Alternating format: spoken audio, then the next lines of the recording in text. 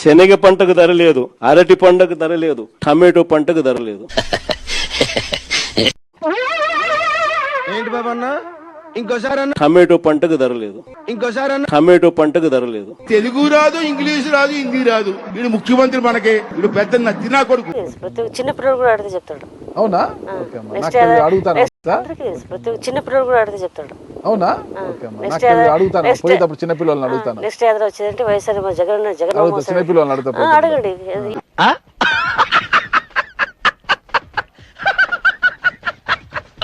13 రాష్ట్రాలతో మనం పోటీ పడి 2023లోనే మనం బల్క్ డ్రగ్ పార్క్ కూడా తీసుకొచ్చినాం రాష్ట్రానికి. ఇప్పుడు చంద్రబాబు నాయుడు వచ్చి 2 సంవత్సరాలు అయిపోయింది. ఇప్పటికీ ఆ బల్క్ డ్రగ్ పార్క్ అడుగులు ముందుకు పడ్డం. ఇప్పుడు చెప్తున్నారు, ముందే చెప్పాలి. పెద్ద సమస్య వచ్చి పడిందే. చూడు 22 అక్టోబర్ 2025 సంవత్సరాన బల్క్ డ్రగ్ పార్క్ కి వ్యతిరేకంగా వైఎస్ఆర్సీపీ పార్టీ నాయకులు చేసిన నిరసన. ఇప్పుడు ఎక్కడ కొట్టాలరా నిన్ను? కొట్టకుండా పనే మార్గం లేదా? 5 ఏళ్ళు పరిపాలించి మనం తెచ్చింది ఏంటంటే చేపల కంపెనీలు. దాని గురించి ఎవడ మాట్లాడట్లేదు. ఇక్కడ మూలపల్లెల్లో ఒక్క ఓటు సైకిల్ గుర్తుకు పడనే కూడదు. ఎందుకు? ఏదన్నా పొరపాటు జరిగిందంటే మాత్రం నేను ఖచ్చితంగా చెప్తున్నాను. అయ్యి బాబోయ్, అలా భయపెట్టకండి అంకుల్. ఏదో చిన్న పిల్లలు ఇలాగే బ్రతకలేమండి అంకుల్. సైకిల్ గుర్తు మనుషులు ఇక్కడ ఎవరో ఉండవు. మీరు తెచ్చింది సచ్చింది ఏదైనా ఉంటే ఒకటే, అది మీ హయాంలోనే మూసేశారు. ఉచిత గ్యాస్ కు దిక్కు లేదు కానీ ఈ మనిషి ఈ రోజు గ్యాస్ కొనాలనుకున్నా కూడా బ్లాక్ లో 2000 ఇస్తావా 3000 రూపాయలు ఇస్తావా అని చెప్పి అడిగే పరిస్థితిలోకి ఇప్పుడే వెళ్ళిపోయింది. ఎంత ఘోరం జరిగిపోయిందిరా. ఒకవైపున గ్యాస్ పరిస్థితే, ఈయన గ్యాస్ మాటలతో గ్యాస్ లైటింగ్ తో ఇప్పటికీ ఈ పరిస్థితి ఉంటే ఈ పెద్ద మనిషి ఇప్పుడు కిరోసిన్ ఇస్తాడు. జగన్మోహన్ రెడ్డి ఒకసారి క్లోజ్అప్ లో జగన్మోహన్ రెడ్డి గారి ఫోటో, జగన్మోహన్ రెడ్డి ఫోటో చుట్టూ ఏదో ఉన్నాయి, చుట్టూరా నవరత్నాలు. అప్పుడు మేము నవరత్నాలు ఫెయిల్యూర్, నవరత్నాల వల్ల మీకు ఓట్లు రాలేదు, ఓడిపోయారు, మళ్ళీ నవరత్నాలు పెట్టుకుని ఎందుకు తిరుగుతున్నారు? జగన్మోహన్ రెడ్డి గారు ఫెయిల్యూరేగా, ఈ టర్మ్ కి ఫెయిల్యూరే అంట. ఎవరు చెప్పారు? ఎవరో చెప్తే నమ్ముతానేనా? వాళ్ళే చెప్పారు. కర్మరా బాబు. లీటర్ కిరోసిన్ ఇస్తాడు, పండుగ చేసుకోమంటాడు. అసలు కిరోసిన్ ఇస్తే స్టవ్లు ఆడుండాయి. అందరికి గ్యాస్ స్టవ్లు ఉన్న పరిస్థితి నుంచి ఇప్పుడు కిరోసిన్ స్టవ్లు పట్టు, కిరోసిన్ స్టవ్లు లేవు. 1 లీటర్ కిరోసిన్ ఇస్తా పండుగ చేసుకోమంటాడు. మనిషి 5 అడుగులు పెరిగినా బుర్ర అంగుళం కూడా పెరగని వీడు మాకు అంటగట్టావు. వీడు పెట్టే హింసను మేము తట్టుకోలేకపోతున్నాం అన్నయ్య. ఇచ్చిన మాట తప్పితే ఓటు వేయొద్దని చెప్పిన దమ్మున్నడు జగను. చెప్పిన మాట చెప్పినట్టుగా చేసిన మా రాజన్న కొడుకు.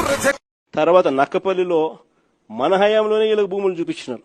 ఇక్కడ చూస్తే ఎన్నికలు అయిపోయిన తర్వాత చంద్రబాబు నాయుడు గారు మనం అంత దూరం తీసుకొచ్చిన ప్రక్రియను ముందుకు తీసుకుపోయినట్టు.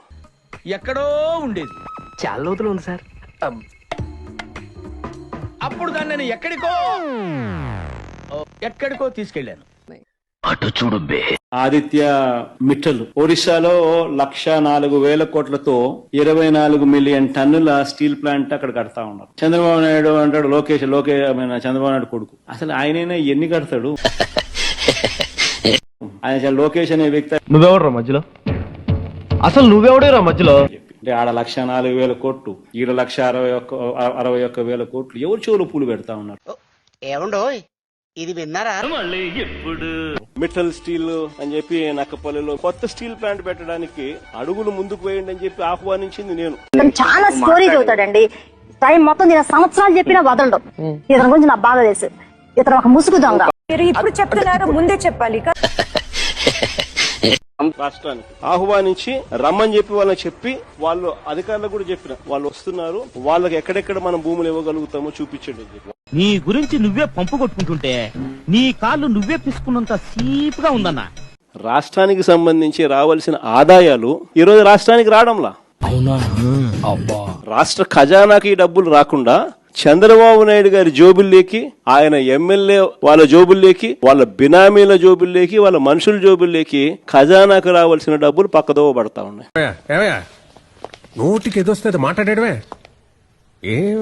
ఈరోజు ఎక్కడ చూసినా కూడా అవినీతి. లిక్కర్ మాఫియా దగ్గర నుంచి మొదలు పెడితే రాష్ట్రానికి సంబంధించిన ఆదాయాలు రాష్ట్రానికి రావు. ఎంఆర్పీ రేటు కన్నా 20 రూపాయలకు 10 రూపాయలు ఎక్కువ రేటుకి అమ్ముతా ఉన్నారు. డబ్బు ఎక్కడికి పోతా ఉంది అని అంటే గవర్నమెంట్కి రావడంలా, వీళ్ళ జోబీల్లో నుంచి గవర్నమెంట్కి రావాల్సిన డబ్బులు వీళ్ళ జోబీలు. మీరు చాలా తెలివైన వాళ్ళు సార్. నిజం చెప్పు, మిమ్మల్ని వదిలించుకోవడం చాలా కష్టం అండి.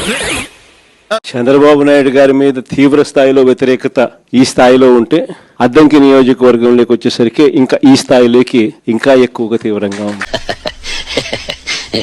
నాకు జగన్మోహన్ రెడ్డి కామెడీలు అంటే చాలా ఇష్టం. నాకు బ్రహ్మానందం తర్వాత జగన్మోహన్ రెడ్డి అంటేనే ఇష్టం. నాకు కామెడీలు 11 నాకు అంత ఇష్టం. ఎందుకంటే అంత అలా అయిపోయాడు ఆయన. జోహర్ లాగా అయిపోయాడు. ప్యాకెట్లో జోహర్ వస్తాడు అంటాడు కదా, ప్యాకెట్లో నాకు తెలియదు జోహర్ అంటాడు కదా, అట్లా అయిపోయాడు పాపం జగన్మోహన్ రెడ్డి.